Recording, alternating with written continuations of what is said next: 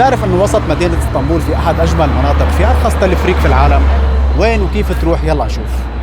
هذا التلفريك موجود في احد اقدم واجمل مناطق مدينة اسطنبول، منطقة السلطان ايوب. والتلفريك بيطلع من منطقة السلطان ايوب باتجاه اجمل تلال مدينة اسطنبول، تلة بيرلوتي.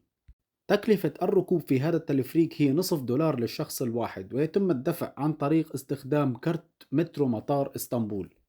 وهذا أول تلفريك في مدينة اسطنبول، عبارة عن محطة واحدة فقط، والرحلة لا تتجاوز الخمسة دقائق.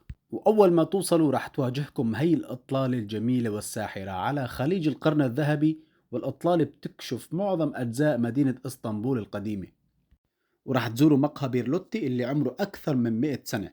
بالمناسبة هي التلة تم تسميتها على اسم الرحالة والروائي الشهير بيرلوتي. ويوجد على تلة بيرلوتي فندق بوتيك وستة قصور ومطعم ومقهى. وإذا أنت من الأشخاص اللي بتخاف تركب بالتلفريك وحابب تزور هاي التلة، ممكن تطلع على هاي التلة باستخدام سيارتك الخاصة.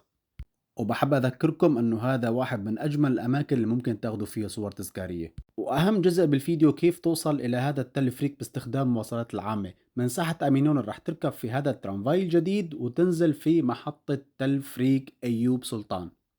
وبنهاية الفيديو لا تنسى تدعمني بلايك وتتابعني. أنا غيث هاشم، وانتظروني في فيديوهات قادمة.